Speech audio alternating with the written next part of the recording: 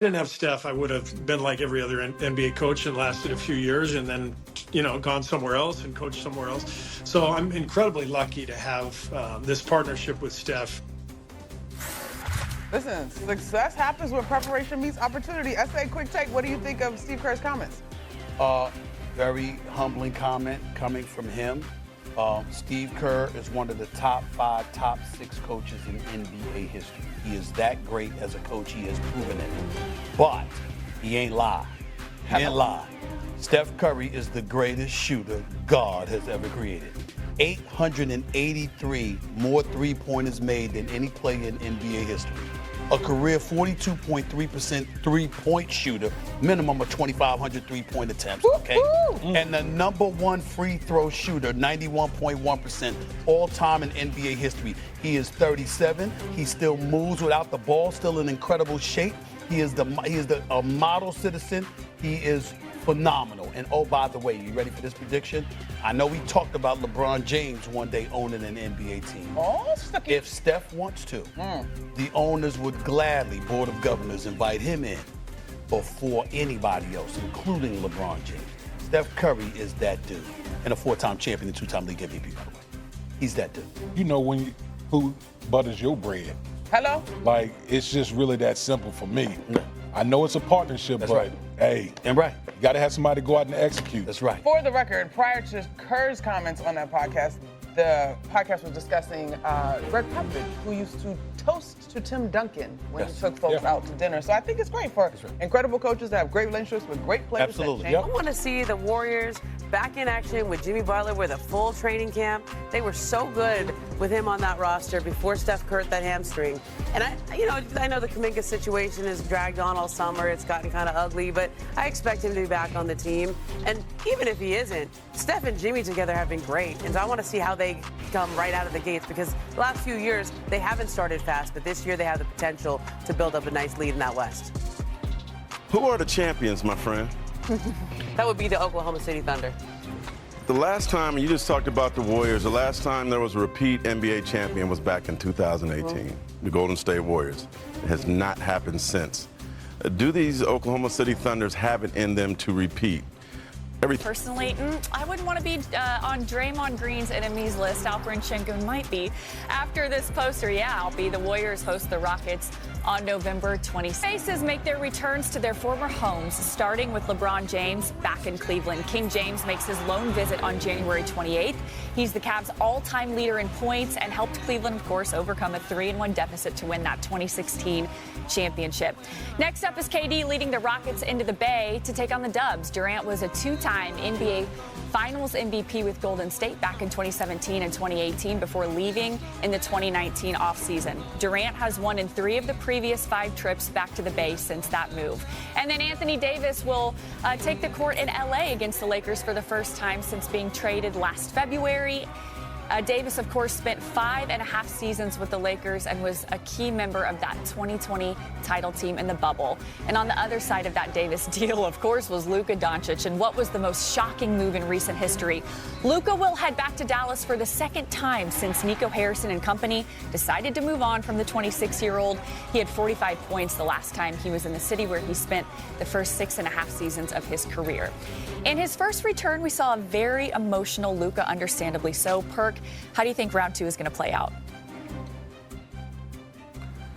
I mean, I think it's going to be settled in. He's still going to want to go at them. Obviously, you always want to go at a team that you know that you played for, that you thought you was going to be there for long term. But I'm looking at the bigs, right? I think this is a big test for DeAndre Ayton and see where they stand, because you're going against that front line and Anthony Davis, Derek Lively, and Daniel Gafford. So it's definitely going to be must-see TV. Luka is definitely going to have it on his mind, but I'm looking at the bigs and the war down low to see if DeAndre Ayton could fill that gap that the Lakers been missing. You know, oftentimes with, like, heralded #1 picks, they got too much hype. I don't think Cooper Flagg is getting enough hype. I think we should be talking about him more. I think he's going to be special, Captain America.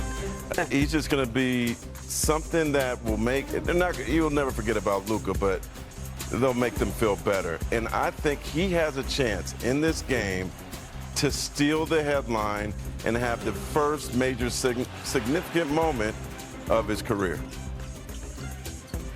UD, what do you think? How is this going to go over? I mean, I'm going to take a page out of my late great mother's book, and it's time for Luka to forgive, but not forget.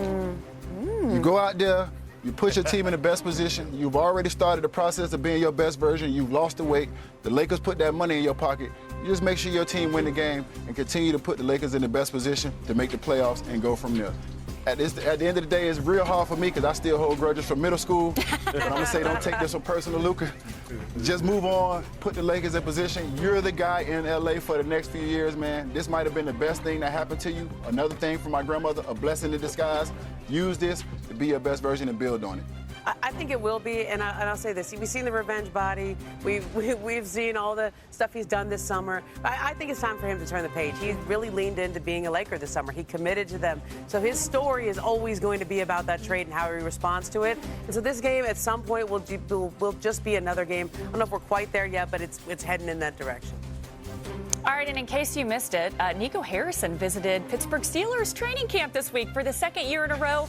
Mike Tomlin posted this photo on his Instagram page saying, "Loved sharing ideas and talking hoops with these guys. Always a pleasure to have them at camp," end quote. No doubt the Steelers and the Mavs have pressure on them and this upcoming season. Kings were there too. Speaking of that, yeah, they look like they had a good time. To no surprise, the Thunder are the favorites to win it all again, but we know nothing is for certain in the NBA. We haven't had a repeat champion since the Warriors in 2018. Take a look at this, and with the schedule all out now, I hear UD has a list of the 5 players he's watching the closest this season. What do you got for us, UD?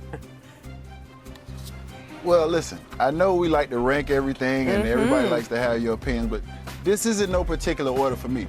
This is me sitting back as an OG, as a guy who's won championships, wanting to see these young superstars take the next step of leading their team into a championship. So I'm going to start off with Trae Young, my first guy. Ice Trae. Love Trae Young. Huge fan of Ice Trae. This is a guy who has led the league in assists and total assists throughout the season. Now you have everything you need. You go out and you go get Kennard, who's 44% from 3. You make the trade for Porzingis. You got your young coin, Jalen Johnson, and Rosh Hashanah, however you say his name, excuse me, I'm sorry, Zachary Rashashi. You have all these pieces. Now, are you going to make Atlanta? Listen, I messed up his name. I'm sorry. Listen, don't be mad at me, Perk. I took a page out your book. That was brutal. Yeah, that's all good. Well, listen, I took a page out your book, Perk.